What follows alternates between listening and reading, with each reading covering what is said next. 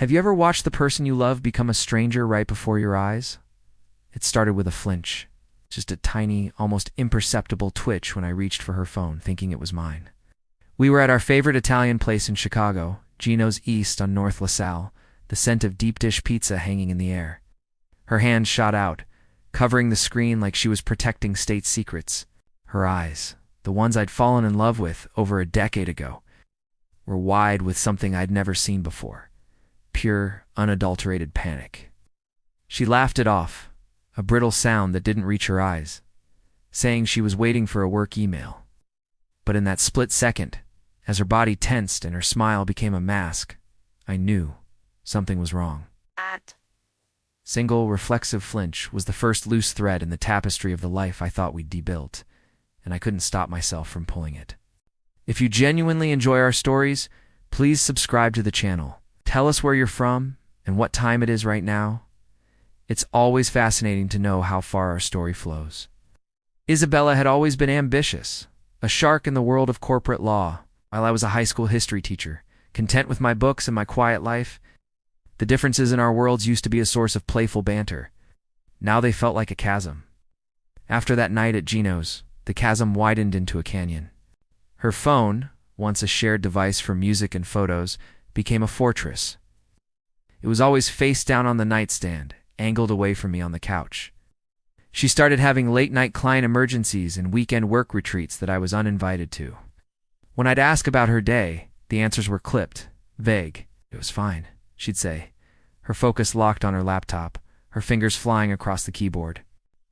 The woman who used to tell me every detail of her day now offered me nothing but closed doors and monosyllabic replies. Was there, but she was gone. The discovery wasn't a single, dramatic explosion. It was a slow, agonizing bleed. A credit card statement I opened by mistake showed a charge for $200 at the Peninsula, a hotel far too opulent for any client meeting she'd mentioned. Then there were the whispers. A colleague of hers, a junior associate who always seemed to pity me, pulled me aside at a firm holiday party. "You're a good man, Mr. Davies," she'd said, her eyes full of a sad, knowing look. The final piece fell into place on a rainy Tuesday. Isabella was supposedly in a late-night deposition. I was grading papers when her iPad synced to her phone pinged with a message. It was from a Marcus. The preview on the screen was all I needed to see. "Last night was incredible. Can't stop thinking about you. Same time next week." My world didn't just crack, it atomized. I sat there for what felt like hours, the words burning into my retinas, the rain outside a dull roar compared to the storm inside my head. When I finally confronted her, she didn't confess. She attacked. She twisted my pain into paranoia, my evidence into insecurity. "You're checking my messages now. After everything we've been through, you don't trust me?" she sneered, her voice dripping with manufactured outrage. She called me controlling, pathetic. She made me feel like the villain for discovering her betrayal. That was her true talent, not law, but manipulation. She and Marcus, a smarmy real estate developer I'd met once at a charity gala, were untouchable in their arrogance. They thought I was just a quiet, unassuming history teacher. They thought I would crumble. For a while, they were right. I did crumble. I spent nights staring at the ceiling, the ghost of her laughter and his words haunting the silence. I lost weight. My principal called me into his office, concerned about my vacant expression in the classroom. I was a ghost in my own life. The breakdown was silent but total. It happened in my car, parked in a desolate lot overlooking Lake Michigan, the Chicago skyline a blur of indifferent lights.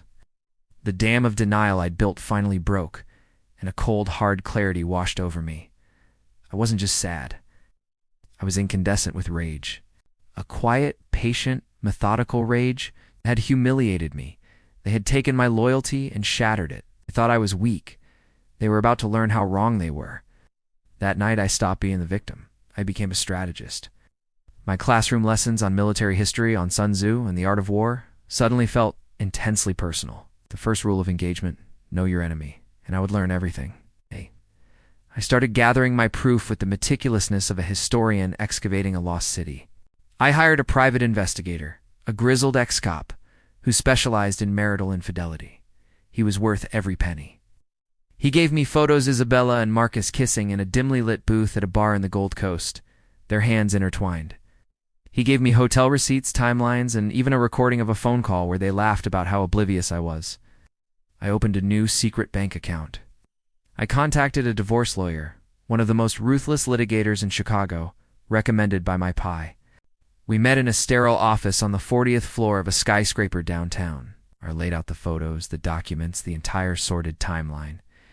He looked at me, a thin smile playing on his lips. "Mr. Davies," he said, "we are going to dismantle her. We planned everything. We would use her firm's own morality clause against her. We would leverage her affair to claim emotional distress and a disproportionate share of our assets." The exposure was public, brutal, and executed with surgical precision. It happened at her firm's annual awards dinner at the Drake Hotel. Isabella was set to receive the Partner of the Year award. She was at the podium, bathed in the spotlight, giving a speech about integrity and dedication. As she smiled her perfect, practiced smile, a process server walked calmly to the stage and handed her the divorce papers. A collective gasp rippled through the ballroom. My lawyer had timed it perfectly. Simultaneously, an anonymous email sent from a burner account landed in the inboxes of every senior partner at her firm, the board of directors, and even her key clients. The subject line, "The Integrity of Isabella Davies." Attached were the photos, the hotel receipts, a transcript of her conversation with Marcus, where she mocked the firm's managing partner. The fallout was immediate and catastrophic. Her award was rescinded on the spot. She was suspended, then fired, citing the morality clause she had helped write. Marcus, whose business depended on his reputation, was ruined when his wife, a woman with deep ties to Chicago's social elite, also received the package. Their affair became the gossip of the city's legal and real estate circles. In the divorce proceedings, she was a ghost. Her arrogance was gone, replaced by a hollow, defeated look. The judge, a stern woman who had clearly read the evidence of her blatant infidelity and financial deception, awarded me the house. The majority of our savings and significant damages for emotional distress. Isabella walked out of the courtroom with nothing but her designer clothes and a reputation in tatters. I sold the house on North Clark Street, the one we had bought together. I couldn't stand the memories that clung to the walls. I moved to a small apartment in a quiet neighborhood, filled with nothing but my books and the silence I now craved. Sometimes I hear things. That Isabella is working as a paralegal in a small suburban firm, that Marcus's wife took him for everything he had. I don't feel joy. I don't feel satisfaction. I just feel quiet. The rage has burned out, leaving behind only the cold gray ash of what used to be. But it feels like I lost everything anyway.